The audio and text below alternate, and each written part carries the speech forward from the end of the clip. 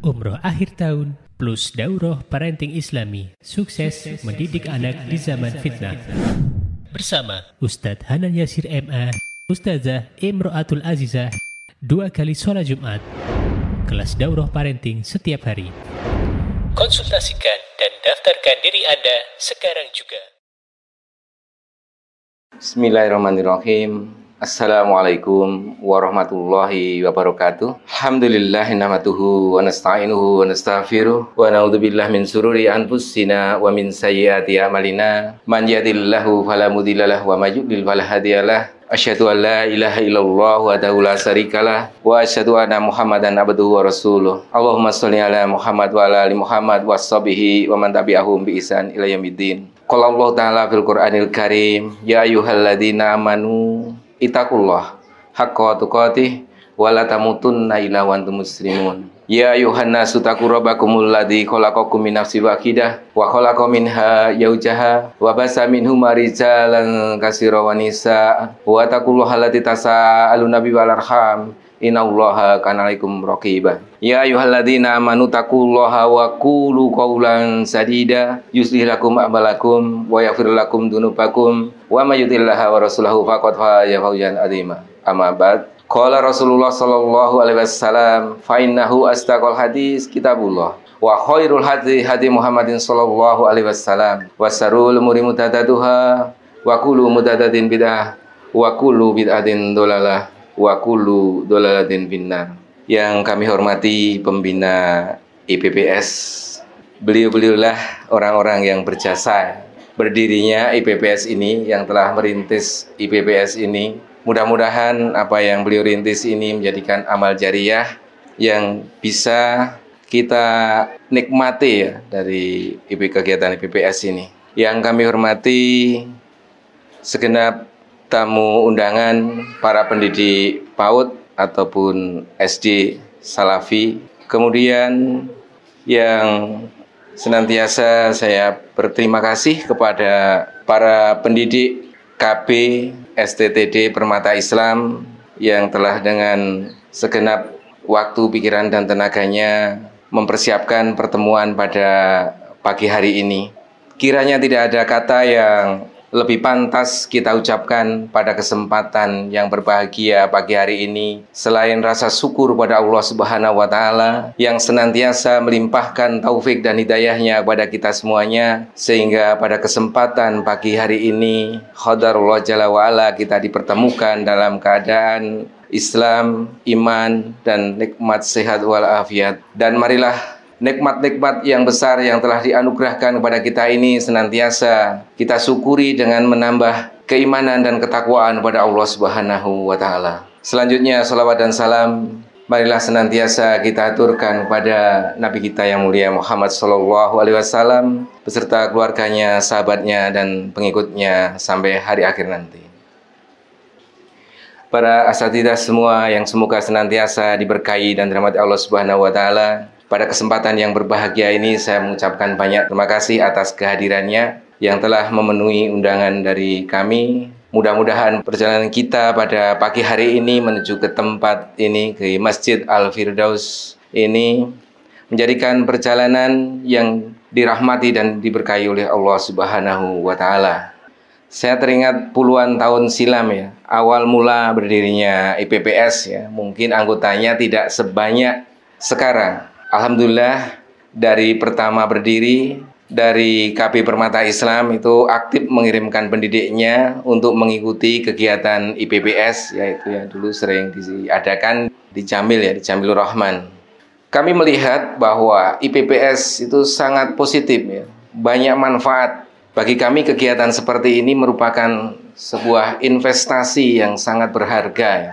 Dengan adanya IPPS ini yang kita manfaatkan untuk menambah ilmu. Mungkin kalau yang dulu tentang pendidik, dalam pendidikan ya, terfokus dalam pendidikan, mungkin kali ini kita akan belajar bersama tentang manajemen sekolah. Tapi ini nanti juga ada manfaatnya ya, ada manfaatnya nyambung dengan pendidik juga. Asatidzah semua yang semoga senantiasa diberkahi dan rahmati Allah Subhanahu wa Ta'ala. Seminar pendidikan seperti ini merupakan investasi yang sangat berharga. Tidak kalah pentingnya dengan kegiatan belajar mengajar. Jadi tidak ada ruginya kalau kita mendatangi seminar-seminar atau pelatihan ya. Bahkan orang rela menempuh perjalanan jauh ya untuk mendapatkan ilmu seperti ini. Di kelompok bermain Permata Islam maupun di STDD Permata Islam sejak tahun 2018 ini sudah banyak lembaga pendidikan yang berkunjung ke tempat kita dari berbagai kota baik di Jawa maupun dari luar Jawa. Dan bahkan hari Sabtu ini baru saja berangkat tadi pamitan lewat WA nginap di sini. Itu dari Aceh, Bandung dan Jakarta. Kemarin ada studi banding ke sini seharian. Kemudian insya Allah Ta'ala tanggal 18 September nanti ini ada surat tembusan ke kita dari Kalimantan Timur akan berkunjung ke KB Permata Islam. Para asatidzah semua yang semoga senantiasa diberkahi dan dirahmati Allah Subhanahu wa taala, untuk itu marilah kita syukuri nikmat, kita mensyukuri nikmat yang telah Allah karuniakan kepada kita ini dengan adanya IPPS ini. Semoga ini menjadi wadah untuk sharing pengalaman di dalam pendidikan sebagai pendidik atau pengelolaan PAUD. Sungguh seandainya pengelolaan PAUD ini nanti akan bermanfaat juga untuk pengembangan pendidikan selanjutnya, baik itu SD maupun SMP. Ini ada hubungannya. Kalau di PAUD-nya insya Allah dikelola dengan baik, dengan manajemen yang baik, insya Allah jika mengelola untuk SD ataupun SMP ini sudah ada dasarnya dalam manajemen. Insya Allah bermanfaat. Para asatidzah semua yang semoga senantiasa diberkahi dan dirahmati Allah Subhanahu wa taala, sungguhnya berat ya bagi kami menjadi pengurus IPPS ini, kita merasakan ya. Namun semoga ini sebuah amanah, kami bisa diberi kemudahan di dalam menjalankan amanah ini di dalam masa bakti kepengurusan IPPS selama 3 tahun mendatang. Yang jadwal rencana kegiatan pertemuan kita sudah kita buat sampai 3 tahun yang akan datang. Mudah-mudahan kita bisa amanah menjalankan di pengurusan IPPS ini. Dan nanti saya harapkan tadi kalau disampaikan kita terus ya dari KP Permata Islam, mudah-mudahan nanti ada di antara sekolah saja semua yang gantian selama 3 tahun yang ke depan seperti apa. Jadi kita bisa belajar apa ya value yang ada di sekolah asatidzah yang hadir pada hari ini. Harapan kami dengan rencana kegiatan yang sudah kami susun selama 3 tahun mendatang itu benar-benar bisa membawa dampak yang lebih baik, dampak yang positif bagi sekolah kita semuanya, kepada para pendidiknya, sehingga menjadi sekolah yang berkualitas atau memiliki guru yang kreatif dan inspiratif seperti itu. Baiklah, pada kesempatan pagi hari ini kita awali bahwa seminar pendidikan manajemen sekolah berbasis mutu. Nah, kalau judul ini kalau kita googling ya di Mbah Google ini tentu tidak akan menemukan. Yang biasa ada manajemen berbasis sekolah, itu yang paling banyak. Kali ini saya menjawabkan manajemen sekolah berbasis mutu, yang beda dari yang lainnya. Walaupun mungkin isinya ada kemiripan, saya hanya ingin mengajak pada asatidzah semuanya bahwa kita itu menjadi pengelola atau menjadi pendidik ini harus berpikiran yang kreatif atau punya visioner. Maka saya mengajak hal seperti ini dikembangkan, mungkin ditulis ya, mengikat ilmu itu dengan tulisan dan nanti bisa menjadikan sebuah makalah, syukur menjadi sebuah buku dan sebagainya. Kemudian tadi disampaikan tentang profil sekolah oleh Bu Rinda Putri Meliantika, itu Kepala STTD, Sekolah Tahfidz Tingkat Dasar Permata Islam. Itu beliau yang menjadi kepalanya. Jadi untuk profil ini penting ya, saya sampaikan sebelum meneruskan ini. Untuk profil, biasanya orang membuat profil itu hanya 1 lembar mengenai nama lembaga, kemudian visi misi, tempat domisilinya, 1 lembar gitu. Di KB Permata Islam, visi misi ini menjadi sebuah buku yang tipis ya. Bukunya tipis, hanya sekitar 16 halaman. Tetapi ini memuat karena banyaknya pertanyaan ya. Tentu kita memberikan informasi. Ini termasuk bagian dari manajemen ya, memberikan informasi kepada calon orang tua yang ingin mendaftarkan anaknya, atau pada publik, pada masyarakat, atau juga pada guru-guru yang ada di lingkungan sekolah kita, biar paham benar bagaimana profil sekolah yang tempat kita untuk beramal itu. Jadi isi dari profil yang disampaikan Bu Rinda tadi sebagian, yaitu isinya itu tentang visi misi sama ya. Kemudian ada jaminan kelulusan. Ini penting dibuat ya. Bisa ditiru, bisa tidak. Jika mana penting bisa dipakai, kalau tidak ya tidak mengapa. Saya sampaikan. Dan yang saya sampaikan ke depan ini apa yang ada di kelompok bermain permata Islam tentunya. Selain jaminan kelulusan, yang selanjutnya ada pengelompokan kelas atau rombongan belajar. Ini disampaikan di dalam profil itu. Di Permata Islam, untuk kelompok bermain itu ada 4 kelas. Ada 4 kelas, yaitu kelas Ali bin Abi Thalib itu untuk umur 3 tahun, kelas Utsman bin Affan umur 4 tahun, kelas Umar bin Khattab umur 5 tahun, kemudian umur 6 tahun, kelas Abu Bakar Siddiq. Jadi kalau pada awal berdiri kita ada KB, TK, KB, dan TK Permata Islam. Nah, seiring perjalanan waktu kita mengambil untuk kelompok bermain Permata Islam. Mungkin ada yang bertanya, kenapa tidak ada TK?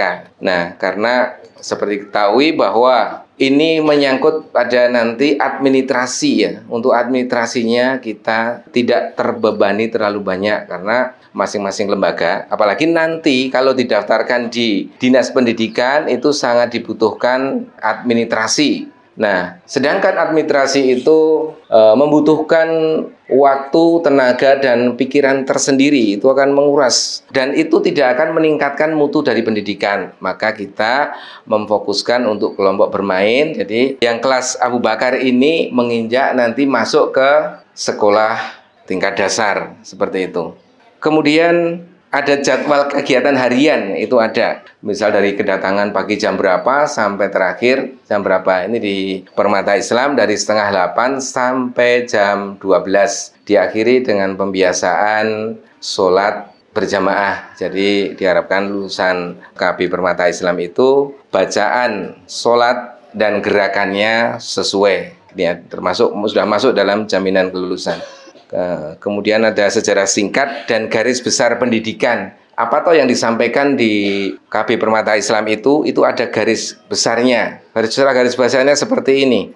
Itu disampaikan, kemudian kita sampaikan juga doa orang tua untuk anak-anaknya. Ini biar orang tua, karena di tempat kita ini bukan di perkotaan ya, yang orang tua dari masyarakat umum mendaftarkan di tempat kita. Para asatidzah semua yang semoga senantiasa diberkahi dan dirahmati Allah Subhanahu wa taala. Kita lanjutkan. Nah, manajemen sekolah berbasis mutu ini yang pertama ya, memiliki visi misi yang jelas. Jadi meliputi singkat, mudah diingat, maksimal 8 kata. Jadi kalau yang punya visi masih berbentuk kalimat itu bisa maksudnya mudah diingat biar masyarakat itu mudah mengingat. Kemudian para orang tua itu juga mudah mengingatnya juga. Tidak semua lembaga ya, tidak semua lembaga itu sudah menerapkan seperti ini.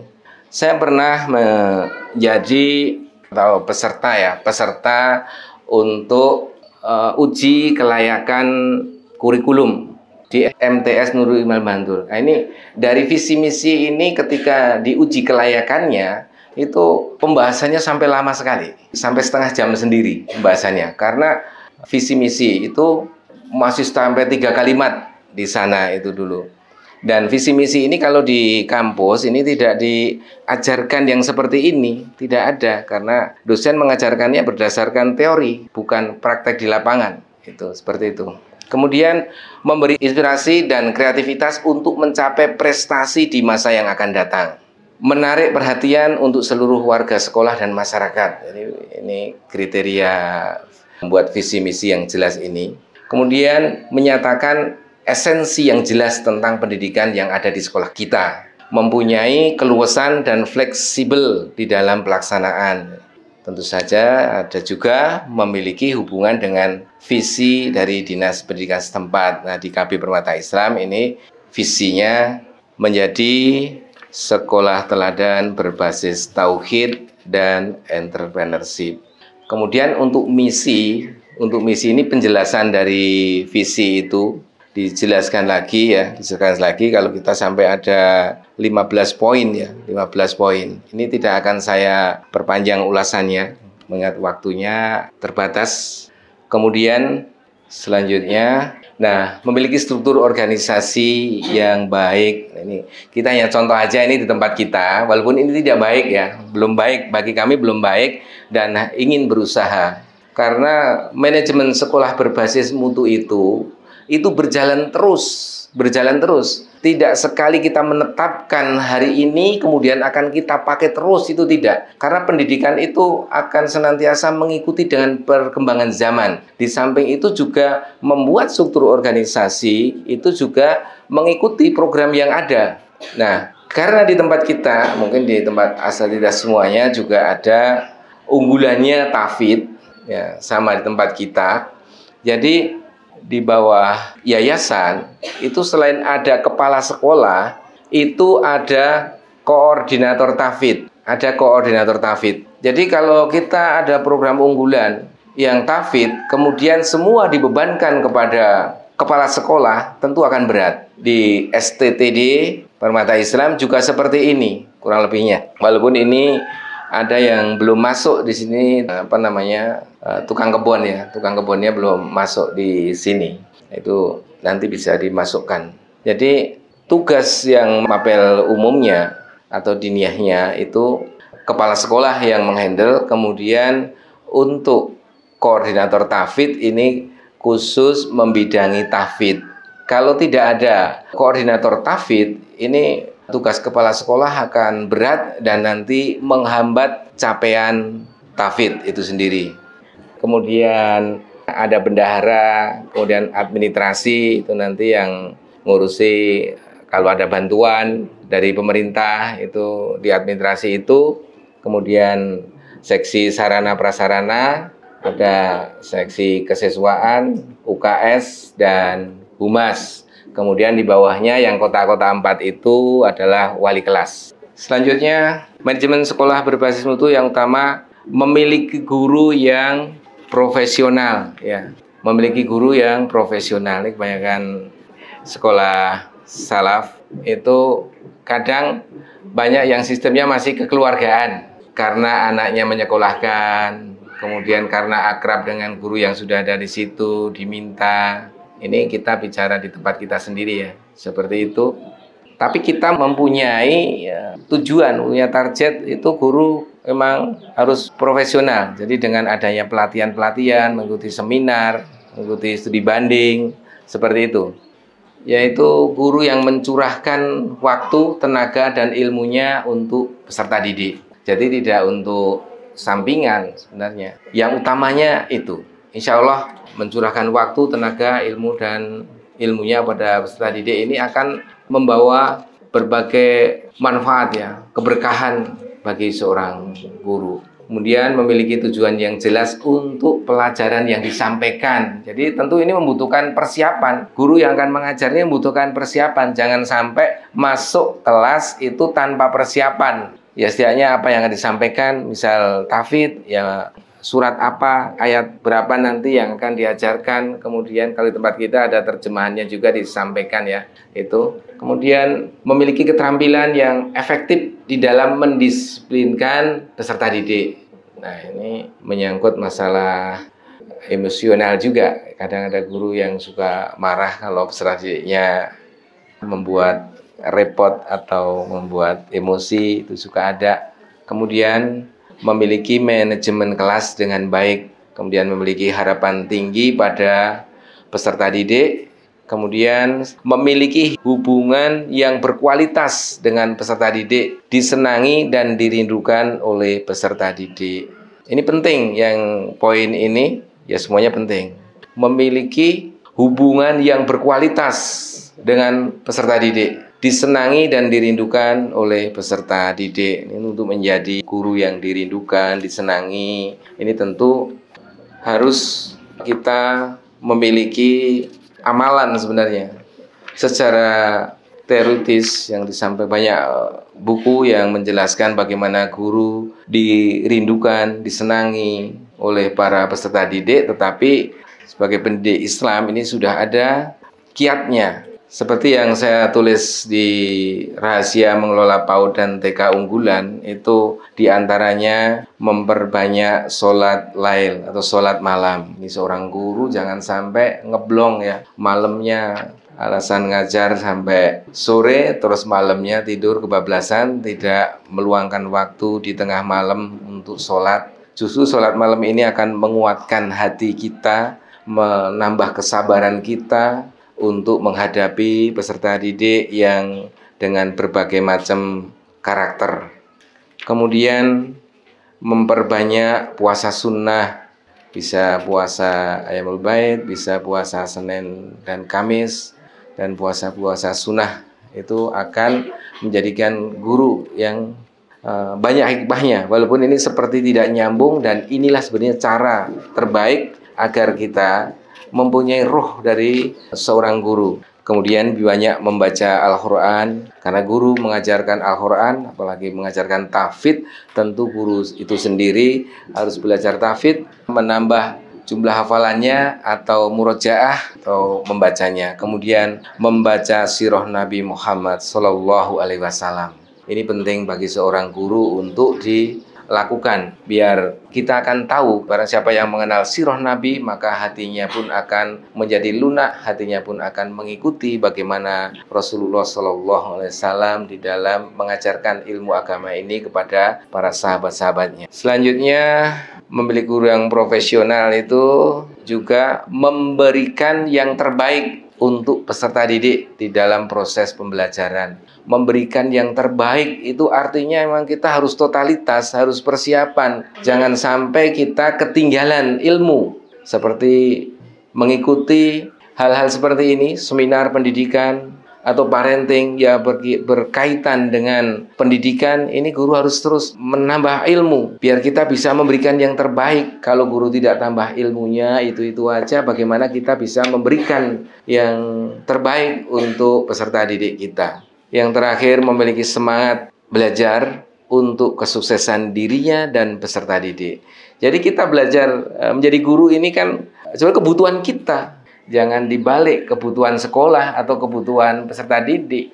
Menjadi guru ini kebutuhan kita, agar kita mendapatkan keberkahan dari menjadi guru ini. Luar biasa menjadi guru ini. Hebatnya guru itu adalah mendidik. Hebatnya seorang guru ini adalah mendidik. Rekreasinya seorang guru adalah mengajar. Ya, mengajar terus kan berarti. Ya emang dianggap rekreasi gitu. Kalau nggak seperti itu, nanti akan merasakan kebosanan menjadi guru itu. Dan itu harus ditanamkan, gitu ya. Harus ditanamkan ke dalam jiwa kita seorang pendidik. Untuk keluasannya ya, untuk tadi menjadi guru yang disenangi itu ada di buku saya. Ada Rahasia Mengelola PAUD dan TK Unggulan, mungkin akan menambah perpustakaan, perbendaharaan ilmu, lembaga pendidikan asatidzah semuanya, jika berkenan. Kemudian tadi memiliki semangat belajar untuk kesuksesan dirinya, ya, untuk menjadi banyak kan guru PAUD karena banyak dianggap rendah ya oleh masyarakat yang belum paham tentang pendidikan PAUD, dan banyak juga guru yang oriented ya masalah finansial saja. Ini salah. Guru ini memiliki guru yang profesional, artinya ini bukan pekerjaan, profesi, harus profesional. Jadi banyak teman-teman kita guru ini dengan senantiasa pelatihan, di samping dia menjadi guru, tapi ada juga yang menjadi pencerita, menjadi penulis, menjadi MC, menjadi narasumber, dan lain sebagainya. Jadi insya Allah kalau guru itu profesional sesuai dengan bidangnya, maka dia akan dibutuhkan. Dan tentu kalau bicara dibutuhkan, ini berarti ada rezeki yang kita terima. Seperti itu.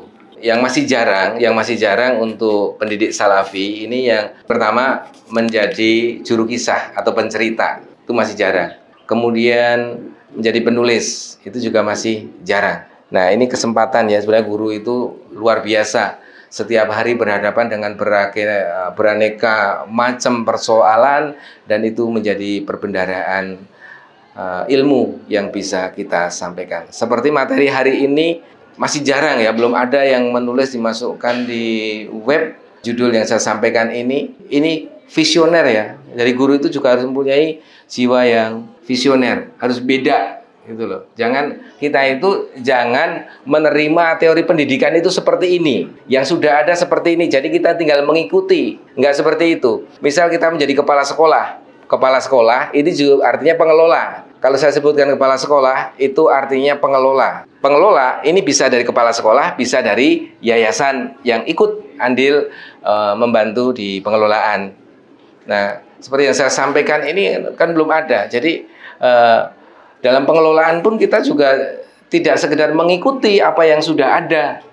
Jadi kita punya pandangan tersendiri, dan yang saya sampaikan ini adalah pandangan tersendiri sesuai dengan yang ada di Permata Islam. Tentu hanya sebagian yang saya sampaikan ini, mengingat waktunya juga terbatas.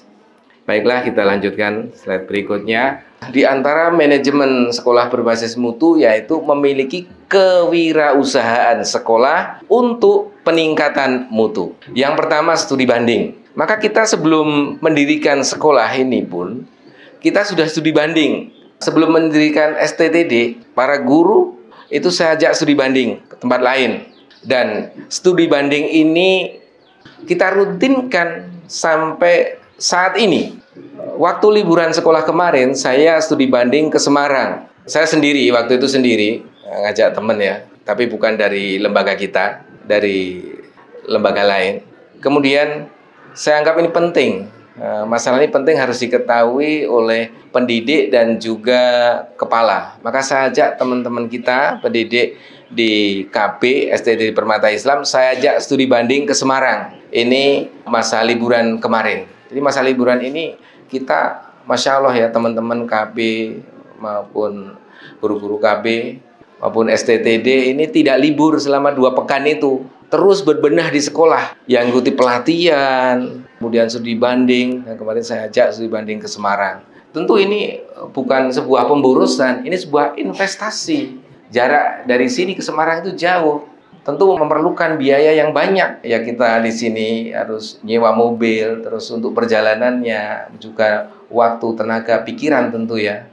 Nah, seperti itu. Jadi sekolah kalau mau untuk meningkat mutunya, pertama melakukan studi banding. Apa manfaatnya dari studi banding ini? Nah, ini kan seperti dari jauh yang sekarang ini ya. Coba bayangkan dari Aceh ke Permata Islam, itu naik pesawat, itu sudah berapa kali ganti ya.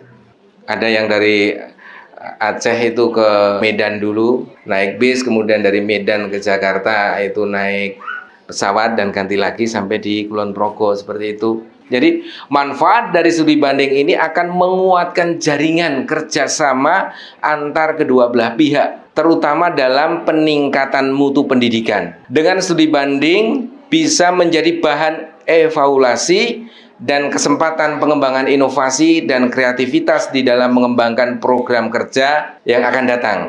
Studi banding dilakukan di Permata Islam ini sering ya.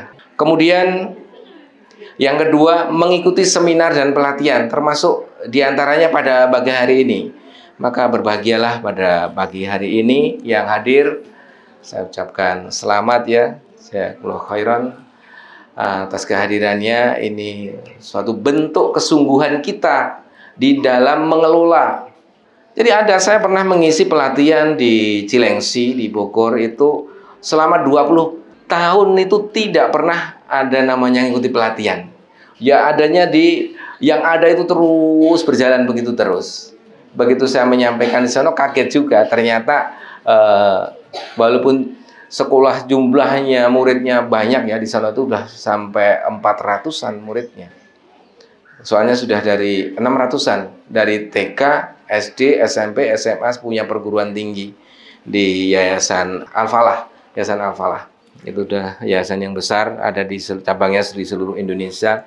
Biar kita bisa membandingkan sebenarnya sekolah kita dengan sekolah lain, Gratis branding, kemudian mengikuti seminar dan pelatihan seperti ini merupakan investasi yang bisa langsung dipraktekkan di lembaga kita atau nanti dalam waktu kurun yang akan datang. Jadi tujuan mengikuti seminar pelatihan yang bertemakan pendidikan akan memperbaiki tingkat efektivitas kegiatan pendidikan untuk mencapai hasil-hasil yang telah ditetapkan. Ya. Kemudian yang ketiga adalah melakukan penelitian dan pengembangan.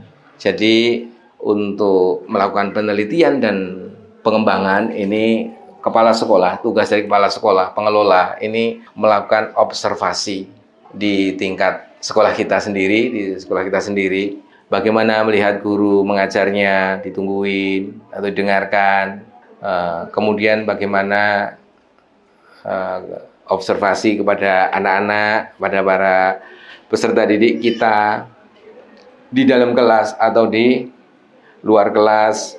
Nah, penelitian dan pengembangan ini dilakukan ya di dalam ruang lingkup sekolah kita yang dilakukan oleh kepala sekolah atau pengelola, mengadakan observasi terhadap guru di setiap rombel ya, di kelas rombongan belajar ya. Kelas itu bisa disebut juga rombel, rombongan belajar, untuk mengetahui secara langsung proses kegiatan belajar dan mengajar di kelas. Jadi ada temuan-temuan dari hasil observasi tersebut menjadi bahan acuan untuk mengadakan evaluasi untuk peningkatan pendidikan selanjutnya. Jadi temuan-temuan itu dicatat, jangan hanya melihat saja, itu enggak ada manfaatnya. Tanggalnya, hari tanggal sekian, Ustadzah Fulana ya, seperti ini. Nah, itu nanti ada kelebihannya apa, kekurangannya apa, seperti itu. Tujuan dari penelitian dan pengembangan ini memiliki bahan masukan ya. Berdasarkan dari observasi tadi, akan memiliki bahan masukan untuk meningkatkan kembali mutu pembelajaran. Makanya manajemen berbasis mutu itu terus, tidak sekarang ini ditetapkan terus selesai, itu enggak. Di setiap tahunnya itu tentu ada perubahan-perubahan. Bisa ditanyakan kepada pendidik kita maupun kepala sekolah kita apa yang dilakukan di tempat kita, seperti itu. Kemudian dari tujuan penelitian ini, penelitian dan pengembangan atau litbang ya, ada bagian litbang, penelitian dan pengembangan ini membantu pendidik di dalam mengatasi permasalahan. Nah, tadi ada observasi di kelas, melihat pendidik mengajar, ini tentu ada permasalahan. Jadi kepala sekolah bisa membantu pendidik di dalam mengatasi permasalahan pendidikan yang ada, kemudian menciptakan pembelajaran yang baik di dalam sekolah maupun di luar sekolah. Kemudian selanjutnya meningkatkan profesionalisme di dalam dunia pendidikan maupun tenaga pendidikan itu sendiri. Kemudian tujuan dari penelitian dan pengembangan itu juga untuk mengembangkan dan menumbuhkan budaya akademik di dalam lingkungan kelompok bermain Permata Islam. Ini kalau di Permata Islam ya, saya sampaikan seperti itu. Dan menciptakan kerjasama yang baik antara pengelola, bisa dari yayasan atau kepala sekolah, dengan peserta didik, dengan guru, bahkan bisa nanti kepada orang tua ya. Para asatidzah semua yang semoga senantiasa diberkahi dan rahmati Allah Subhanahu wa taala, dengan terus meningkatkan program kegiatan sekolah berbasis mutu itu, insya Allah ya, sekolah kita itu akan bertambah baik tentu kualitasnya. Baik, selanjutnya akan saya sampaikan slide selanjutnya, yaitu manajemen sekolah berbasis mutu ini memiliki rencana yang strategis. Dan bertahap. Tujuannya rencana yang bertujuan untuk mencapai hasil yang ingin dicapai dalam kurun waktu tertentu dengan pertimbangan faktor pendukung dan faktor penghambat. Nih misalnya kita studi banding ke Semarang. Kemudian di sana kita menemukan program-program yang baik yang bisa kita adopsi di sekolah kita. Ini kan membutuhkan rencana. Kapan mulai akan dilaksanakan perencanaan itu? Kalau bisa secepatnya dilaksanakan karena urgensinya untuk meningkatkan kualitas pendidikan, atau memang di sekolah kita itu belum ada, kemudian dari hasil studi banding itu kok ada dan bisa dipraktekkan, itu bisa langsung dikerjakan. Tentu dengan mempertimbangkan setiap ada perubahan itu ada faktor pendukung dan faktor penghambat. Faktor pendukungnya tentu kita kepala sekolah ya, kepala sekolah dan guru didiskusikan nanti apa, pelatihan dulu atau gimana gitu ya. Seperti kita ketika studi banding, dari studi banding itu kita mengadakan pelatihan bersama untuk di tingkat kelompok bermain tempat kita untuk bareng-bareng hasil dari studi banding itu dirembuk bareng untuk pelatihan, kemudian untuk perencanaan pelaksanaannya seperti itu. Kemudian yang selanjutnya manajemen sekolah berbasis mutu, itu ada membangun komunikasi yang baik antara pimpinan, guru, dan orang tua murid. Ini merupakan suksesnya teamwork ya, teamwork di dalam lingkungan sekolah yang bermanfaat untuk menumbuhkan kepercayaan, menciptakan suasana yang baik di lingkungan sekolah, ketika bermanfaat untuk mengarahkan ya. Komunikasi itu kan untuk mengarahkan, kalau dari pimpinan ke bawah, dari kepala sekolah ke guru. Kemudian keempat, meningkatkan kekompakan dan terjalin kedekatan dengan baik. Dan tidak kalah pentingnya itu tadi, bagaimana kita membangun komunikasi yang baik ya. Tidak hanya pimpinan dan guru atau guru dengan guru, tetapi dengan orang tua murid. Ini kadang orang tua itu taunya mendaftarkan, kemudian antar jemput pagi siang, kemudian ada pemberitahuan untuk mengambil rapot, atau kadang-kadang ada parenting yang kadang-kadang itu juga tidak hadir gitu ya. Itu ada strategi juga bagaimana membangun komunikasi dengan orang tua biar orang tua itu merasa diperhatikan. Jadi tidak ada kepedulian dari orang tua itu untuk mendampingi putra-putrinya ketika di rumah. Para asatidzah semua yang semoga senantiasa diberkahi dan dirahmati Allah Subhanahu wa taala, mungkin lebih mempersiapkan pertanyaan atau permasalahan yang mungkin bisa ditanyakan ya tentang yang saya sampaikan, biar materi lebih berkembang ya, lebih berkembang. Seperti kemarin yang studi banding itu lebih banyak pertanyaannya. Kemudian insya Allah kita akan sharing. Bukan berarti kita di KB Permata Islam ini sudah sudah bagus, itu belum sama sekali. Tetapi ada niat kita untuk menjadi lebih baik, begitu saja. Mungkin itu yang saya sampaikan, yang sedikit ini. Ya tentu masih banyak lagi sebenarnya ya, masih banyak lagi. Ada sarana dan prasarana dan yang lainnya. Nah, tetapi waktu ya, biar kita lebih efektif, kemudian materi bisa mengembang lebih luas, maka saya persilahkan untuk asatidzah semua mengajukan pertanyaan. Gitu aja. Baik, terima kasih. Ada yang tanya ini. Pengembangan sekolah Permata Islam selama ini memakai dari mana? Masya Allah ya. Pertanyaannya mudah, jawabnya yang susah. Baik, saya jawab ya. Jadi untuk pengembangan sekolah atau untuk mendirikan sekolah, yang paling utama apa? Yang paling utama sekolah itu. Sekolah itu cirinya kan ada gedungnya, ada murid, ada guru, ada pendidikannya, ada program pendidikannya. Kita mengawalinya ya. Kalau langsung saya jawab begitu aja dari mana? Saya jawab mudah, dari Allah gitu ya. Jadi selama ini di Permata Islam ini dari awal sampai sekarang itu pengembangan sekolah ini yang pertama kali dikembangkan, pertama kali yang mendapatkan prioritas itu adalah program kegiatan sekolah berbasis mutu. Nah ini semuanya berbasis semuanya ya di Permata Islam. Ada manajemen sekolah berbasis mutu. Mudah-mudahan ini nanti bisa saya kembangkan menjadi sebuah buku. Karena belum ada yang menulis seperti ini, saya lihat di Google juga belum ada. Kemudian ada Kalau ini baru sekali ini saya sampaikan di pelatihan atau seminar, baru ini ya, materi ini. Ini masih banyak sebenarnya. Karena jamnya sedikit, maka saya menyampaikan sedikit. Dan guru-guru kami baru mendengarkan sekarang ini juga. Kemudian program kegiatan sekolah berbasis mutu. Nah, ini sudah saya bawakan untuk pelatihan di berbagai kota ya, materi itu.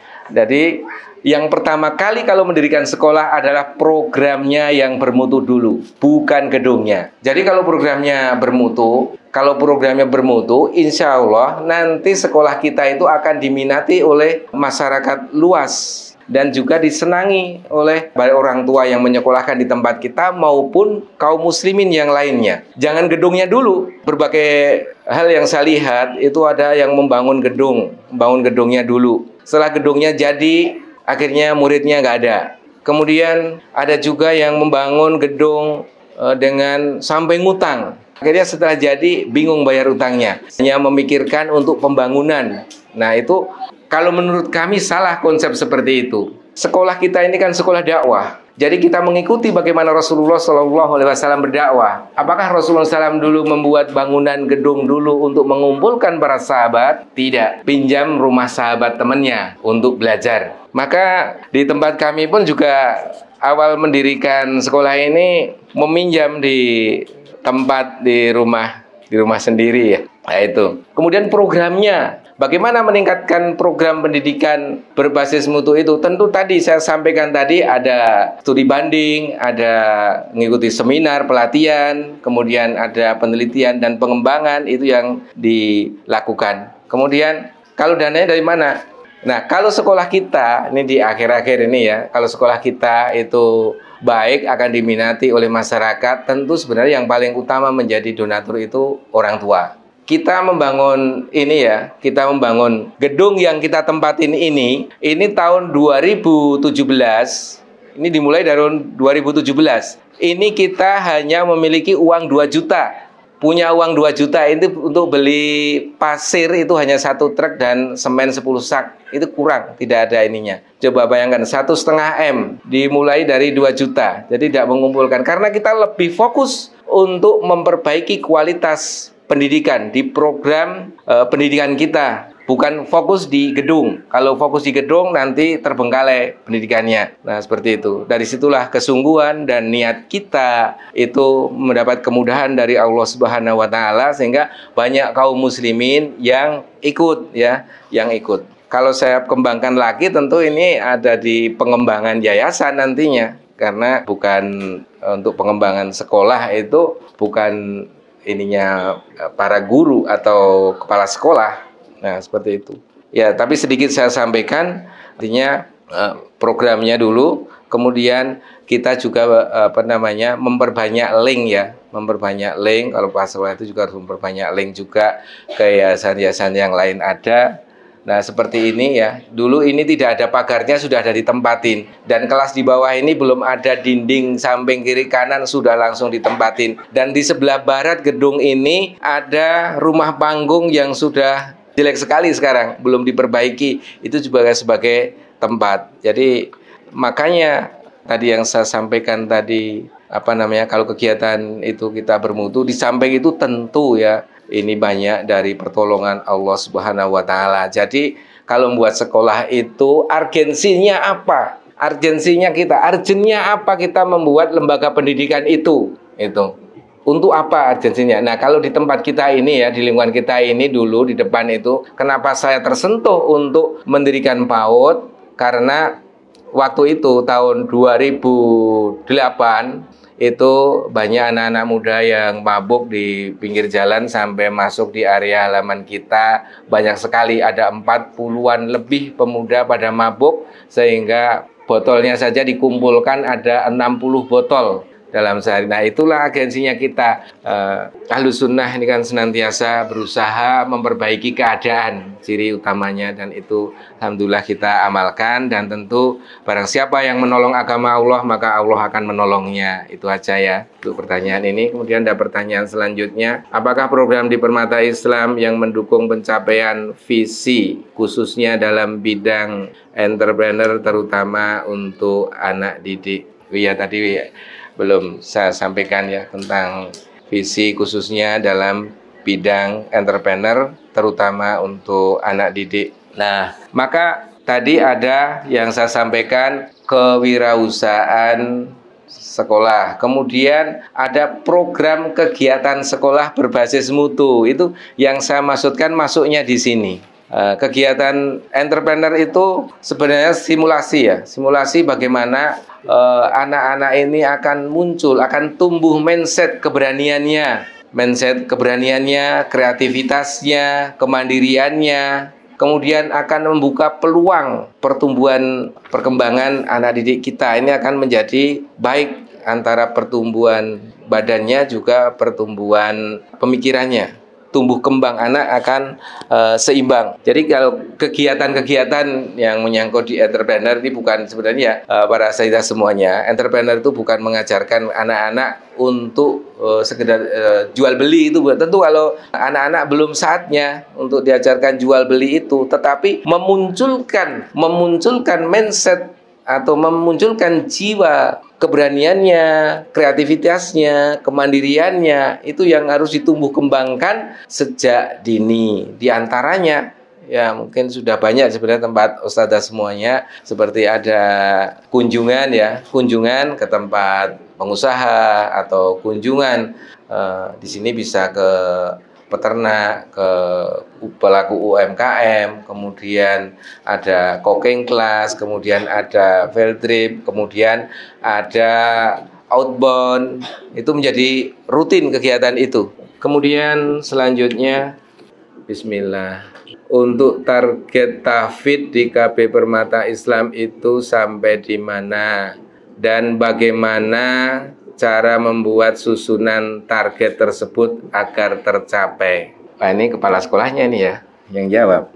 Baiklah, saya ini untuk target kelulusannya sampai saat ini juz 30 masih itu karena yang menyekolahkan kita itu banyak masyarakat awamnya, maka dengan adanya struktur tadi, organisasi tadi yang kita sampaikan tadi untuk capaian ini. Jadi tadi belum begitu detail ya. Untuk target kelulusan itu memang juz 30 ya. Tetapi lulusan tahun yang kemarinnya ya, itu kita ada program tersendiri dari kelompok bermain itu, program tahfidz ya, lebih ke fokus ke tahfidz itu ada yang sampai 3 juz ya. Seperti itu. Untuk membuat target itu ini kurikulum ya, kurikulum tahfidz ya, itu ada. Untuk meningkatkan target ini atau capaian ini, tugas dari koordinator sekolah tadi belum saya sampaikan. Tugas dari koordinator tahfidz itu selain mengelola tahfidz, pembelajaran tahfidz, juga mengelola pendidiknya juga. Kemudian membuat program-program untuk capaian tahfidz itu. Di antaranya ada lomba ya, di tingkat sekolah kita ada lomba, kemudian reward ya untuk anak-anak ini memakai yang bisa mencapai target itu ada dapat bintang. Termasuk dari koordinator tahfidz ini menyangkut mengelola masalah manajemen tahfidz. Jadi manajemen tahfidz itu untuk meningkatkan capaian tahfidz tujuannya. Di tempat kami ini misal ini ada anak yang hafal berapa ayat lah, 2 atau 3 ayat, ini mendapat reward berupa bintang ya, berupa bintang kecil. Kemudian dari bintang-bintang itu dikumpulkan, maka setelah mendapatkan 50-an bintang atau sudah hafal untuk KB ya, untuk KB itu sudah hafal satu surat, misal surat An-Naba, maka mendapatkan bintang prestasi. Mungkin sudah ada yang memakai hal itu. Apa bintang prestasi itu? Apa bintang kecil itu? Bintang kecil itu adalah hanya gambar bintang ya. Gambar bintang ukurannya kecil, mungkin 5x5 ada bintangnya. Ini dikumpulkan. Setelah banyak maka nanti yang mengumpulkan orang tua. Jadi termasuk bentuk komunikasi ya. Termasuk bentuk komunikasi dengan orang tua. Bintang prestasi itu bagaimana sih? Seperti apa? Yaitu bintang prestasi ini diberikan kepada nama. Jadi bintang prestasi itu diberikan kepada peserta didik yang sudah mencapai misal satu surat, misal surat An-Nazi'at atau surat An-Naba, karena telah berhasil mengumpulkan 50 bintang kecil dalam proses perjuangan menghafal Al-Quran dengan hasil menghafal surah apa disebutkan. Nah, ini komunikasi pada orang tuanya ini akan bermanfaat ya. Ini bukan sertifikat, bukan piagam, ya namanya bintang prestasi gitu. Bentuknya satu lembar seperti itu, bintang kecil itu ditandatangani oleh wali kelasnya atau guru kelasnya, kemudian ditandatangani oleh kepala, ditandatangani oleh koordinator tahfidz, dan ditandatanganin oleh yayasan seperti itu. Itu bisa ngikutin kreativitas masing-masing. Itu seperti itu. Saya lanjutkan pertanyaannya. Pengajaran tahfidz di KB ini dengan klasikal atau individual? Nah, ini kita privat ya, sendiri-sendiri. Jadi kalau memang belum hafal ya belum gitu. Jadi satu persatu. Tapi untuk talkinnya ini bareng-bareng. Tentu tidak bisa saya jawab secara ini ya untuk lebih detailnya. Ya, ada mengingat memiliki kemampuan yang berbeda. Nah, ini makanya ada kalau hari Senin ya caranya aja, kali Senin itu talqin, hari Selasanya itu murojaah kecil, murojaah sugro, yaitu yang baru dihafal, ayat yang baru dihafal. Kemudian hari Rabunya talqin lagi, hari Kamisnya murojaah sugro lagi, yaitu yang surat yang baru dihafal, ayat yang baru dihafal. Kemudian murojaah kubro, murojaah yang keseluruhannya. Jadi insya Allah nanti bisa nyambung. Yang belum hafal ya tidak mengapa, tetapi nanti bisa hafalannya bisa bareng, bisa lulus TK bisa juz 30 semua insya Allah ta'ala. Bismillah. Semoga Allah merahmati Ustadz dan para pendidik di Sekolah Permata Islam. Izin bertanya, bagaimana teknik komunikasi yang selama dibangun oleh pendidik Permata Islam di dalam menumbuhkan minat orang tua? Nah, bagaimana teknik komunikasi yang selama ini dibangun oleh pendidik Permata Islam dalam menumbuhkan minat orang tua untuk terlibat dengan aktivitas sekolah dan dalam pendampingannya di rumah? Khairan. Baik. Manajemen itu termasuk bagian dari komunikasi ya, komunikasi dari guru kepada orang tua.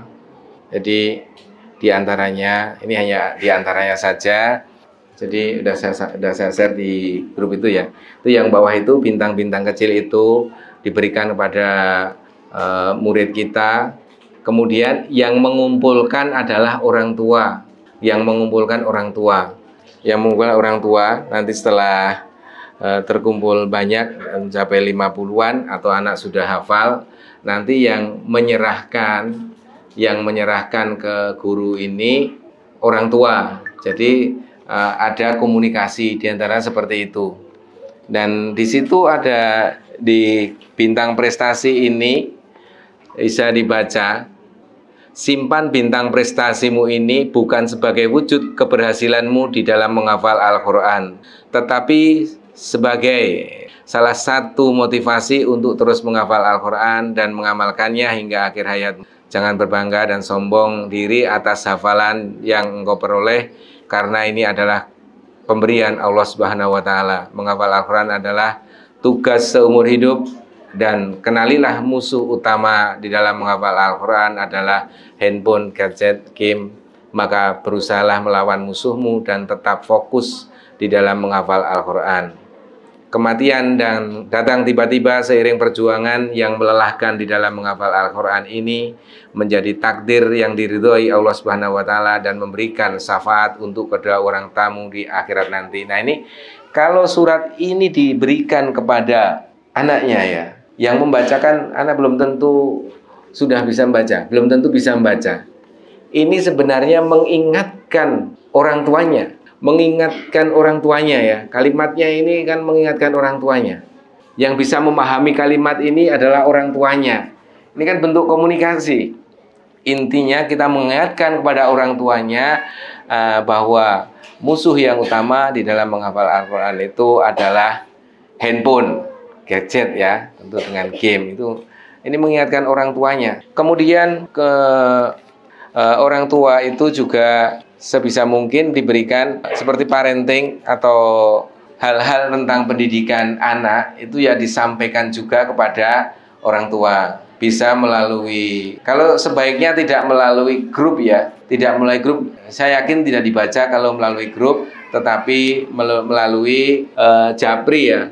Bisa menjapri skala besar dengan daftar, dengan siaran baru. Di WhatsApp itu sebelah kanan kalau diklik ada siaran baru, itu kalau dipakai siaran baru itu kita klik sekali bisa bisa menyebar, kita bisa menjapri seluruh orang tua. Kemudian kebaikan-kebaikan atau kemajuan sekolah itu disampaikan ke orang tua. Di antaranya seperti itu. Itu komunikasinya ya. Apabila sekolah salaf dan ikut kurikulum pemerintah, apabila sekolah salaf dan ikut kurikulum pemerintah, bagaimana tanggapannya? Bagaimana menjalankan kurikulum yayasannya? Mengingat dengan kurikulum pemerintah orientasi cukup banyak. Baik, untuk kelompok bermain tidak mengapa ya. Kita dengan pemerintah selama ini tidak mengapa. Jadi kita itu ada kurikulumnya dua. Kurikulum sekolah dan kurikulum yang nanti diminta oleh dinas itu ada. Jadi kita pernah dikunjungi Kepala Dinas Kulon Progo dan yang lainnya ya. Maksudnya dari Dinas Pendidikan, rombongan dari Dinas Pendidikan Kulon Progo bersama dengan kepala dinasnya menyampaikan bahwa kurikulum dari dinas itu jangan langsung ditelan mentah-mentah. Artinya jangan langsung dipraktekkan begitu aja. Lembaga pendidikan harus menonjolkan ciri khasnya, menonjolkan mutunya. Dia justru mendukung di tempat kita ini. Seperti ini loh, seperti di Permata Islam ini, kepala sekolah harusnya kreatif, pengelola ini harusnya kreatif, membuat kegiatan-kegiatan yang tidak itu-itu aja. Apa yang dibutuhkan oleh masyarakat itu bisa diadakan di sekolah. Masyarakat banyak yang membutuhkan tahfidz, banyak yang membutuhkan agamanya yang baik. Masa kita tidak mengadakan? Nah, di situ justru mendukung. Jadi jangan takut. Kurikulumnya seperti itu. Kita ada mungkin di lain waktu bisa lebih jauh untuk melihat ini seperti apa itu ya kurikulumnya, kurikulum pemerintah dan kurikulum kita sendiri gitu. Kemudian ini juga harus diatur ya, programnya kita itu diatur, makanya kita masuknya 7:30, pulangnya setelah sholat duhur untuk kelompok bermain. Nanti maksudnya biar semuanya tercapai. Dan intinya untuk kurikulum dari dinas itu jangan sampai ini semua tidak terus begitu ditelan mentah-mentah gitu. Untuk di tingkat SD itu lebih baik ini ke dinas kalau bisa ya daripada ke Kemenak menurut saya. Karena di dinas pendidikan itu yang dimasukkan hanya nilai pendidikan agama, sedangkan kalau Kemenak itu dari semua bidang pendidikan agamanya kan banyak. Ini membuat repot kita nantinya. Itu aja ya. Kemudian, nah ini adalah pertanyaan bagaimana cara meningkatkan kesadaran orang tua dalam pembayaran SPP snack dan lain-lain sehingga dapat menghambat perkembangan sekolah. Nah, ya ini dengan komunikasi tadi. Dengan komunikasi kepada orang tuanya. Jadi orang tua itu kenapa toko enggan bayar BPP ya namanya. Kita namanya BPP, Bea Pendidikan per bulan, karena ditentukan. Jangan salah sumbangan. Kalau sumbangan tidak ditentukan maka tidak bayar pun nggak ngapa, karena namanya sumbangan kok ditentukan. Salah. Ya, Bea Pendidikan per bulan. Jadi misal ada dapat bantuan, ada orang tua itu, wali itu justru ada perhatian membelikan kipas angin. Nah, kipas angin itu setelah dipasang, kita foto, kita sampaikan pada wali. Alhamdulillah mulai sekarang anak-anak kita, bahasanya juga alhamdulillah anak-anak kamu ini kalau belajar di tempat kita aman, jangan. Anak-anak kita. Nah itu beda kan, anak-anak kita belajarnya tambah nyaman karena ada musinin yang memberikan kipas. setiap kebaikan apapun atau peningkatan apapun di dalam pembelajaran atau sarana dan prasarana yang kita berikan untuk kita manfaatkan untuk para peserta didik kita, itu disampaikan ke orang tua. Kemudian ada makanan tambahan. Kalau di tempat kita ada makanan tambahan karena ada BOP ya. BOP itu diantaranya uang makanan tambahan. Itu disampaikan juga. Jadi kebaikan-kebaikan atau kemajuan-kemajuan yang diberikan kepada orang tua, kepada anak-anak, ini disampaikan kepada orang tua. Jangan sampai ketinggalan seperti itu. Itu bentuk komunikasi. Jadi orang tua tidak hanya taunya itu mendaftarkan, antar jemput setiap pagi, siang, atau setiap pagi sampai sore, hanya itu aja. Tidak tahu anaknya, wah sekarang tempat belajarnya tambah bagus, diberi makanan, ada yang ngasih, ada yang memberikan bangku, nah, seperti itu. Kalau meja belajar itu kita dari orang tua semuanya. Maka ketika kita membuat lembaga pendidikan, itu programnya dulu yang bagus, nanti akan diminati oleh lapisan masyarakat. Bahkan di sini dari bawah sampai atas, sampai pejabat pun menyekolahkan di tempat kita. Dari penghasilan yang punya pekerjaan serabutan sampai orang tua yang punya penghasilan 10 juta, banyak yang menyekolahkan di tempat kita. Bagaimana mengatasi masalah wali murid yang tidak hadir pada saat parenting, padahal waktu parenting sudah disesuaikan dengan keinginan wali murid. Ya diantaranya itu tadi, komunikasi tidak dijalin terus gitu loh. Dan jangan disampaikan di grup. Jangan disampaikan di grup. Jadi di Japri. Biar nggak capek ya pakai siaran baru itu. Seperti itu. Siap kemajuan. Jadi ada bentuk komunikasi terus. Ada komunikasi itu ada seperti itu. Ini hampir sama pertanyaan dengan yang tadi. Intinya kita komunikasinya jangan pas pendaftaran atau pas menerima atau membawa selembar kertas untuk undangan parenting, itu jangan. Pertanyaannya, bagaimana cara kita bersosialisasi, berdakwah dengan lingkungan yang mungkin tidak sepaham dengan kita, terlebih berkenaan dengan budaya dan musik di sekitar kita. Itu hal biasa ya. Kita mau adakan sekolah di mana? Mau adakan sekolah di pucuk gunung yang ini. Ya adanya di tempat ini. Ya kita mendengarkan seperti itu. Apalagi ini waktu 17 Agustus ini, Masya Allah luar biasa. Dari kemarin itu ya. Dari kemarin ada perlombaan yang musik-musik seperti itu. Bahkan dengan dana keistimewaan Yogyakarta, itu setiap dusun mendapat bantuan 10 juta atau apa dipakai untuk acara kebudayaan. Ya tentu itu hubungannya dengan musik, dengan gamelan, dengan sebagainya yang seperti itu. Intinya hal seperti ini yang penting tidak mengganggu kegiatan kita, itu sudah baik. Tidak mengganggu. Untuk dia mengganggu itu sudah baik, benar loh, benar. Banyak ada di Kulon Progo juga, itu baru akan mendirikan, dibuka pendaftaran KB, TK, bla bla bla bla. Pagi dipasang, siang dicopot oleh warga. Langsung warga ke balai desa, tidak boleh ada kegiatan seperti ini. Kan lebih parah itu, seperti itu.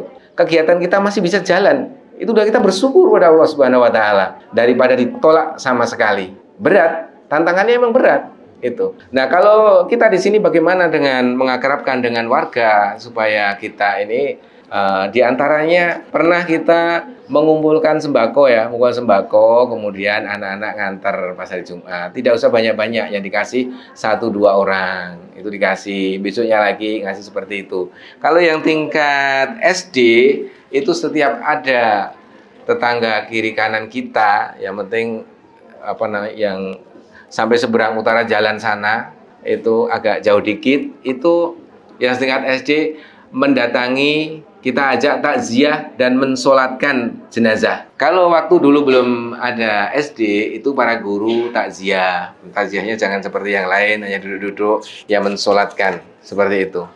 Pertanyaan, saya mau tanya, bagaimana menyelesaikan anak yang masih suka minta-minta, bahkan malakin minta dengan paksa temannya, padahal nasihat sudah hampir setiap hari dan apakah hal ini perlu disampaikan pada orang tuanya. Menyampaikan hal ini kepada orang tuanya jelas disampaikan. Kemudian sebaiknya sebelum mengawali pembelajaran itu guru ini bercerita ya, berkisah, bercerita. Di tempat kita ini siap guru mengawali pembelajarannya dengan cerita ya, dengan cerita. Bahkan diambilkan dari Al-Quran, dari hadis, karena nggak paham. Jadi anak-anak itu ada yang tidak paham dengan maksud yang kita sampaikan. Kok melarang-melarang, kok melarang, nah itu.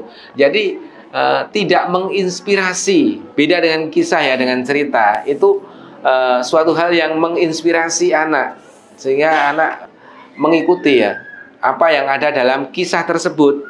Apalagi anak-anak yang di usia golden age ini lagi tajam-tajamnya dalam mengingat, itu disampaikan, membuat cerita, menyampaikan kisah yang berkaitan dengan permasalahan ini.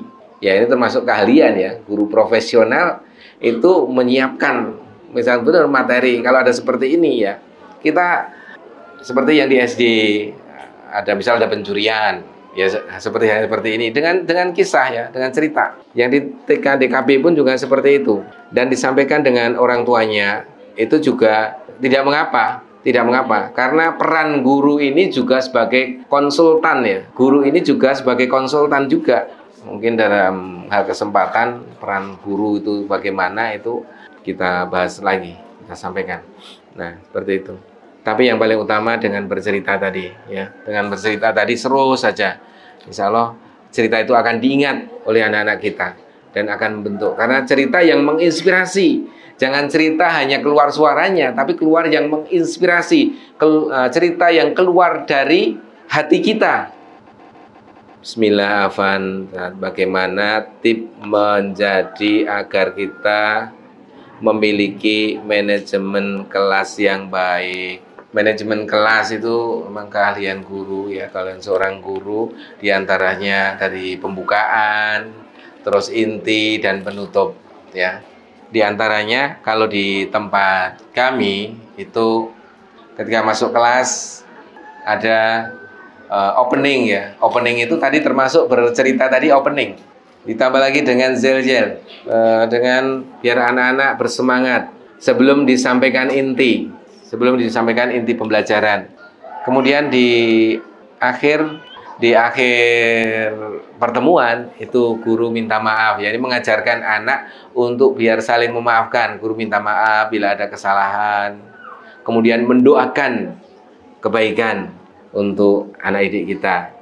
Dan pembelajaran ya diawali dengan khotbah hajat. Walaupun TK itu harus diawali dengan khotbah hajat. Karena tujuan dari khotbah hajat itu untuk mencari keberkahan ya, untuk biar materi yang kita sampaikan itu berkah, bermanfaat untuk anak-anak. Kebanyakan sekarang guru tidak menyampaikannya.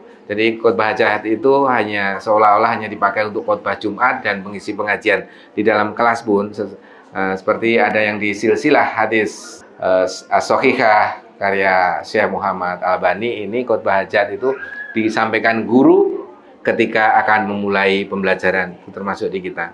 Kemudian bagaimana peran yayasan semestinya di dalam menaungi kontribusi maupun kolaborasi dengan sekolah.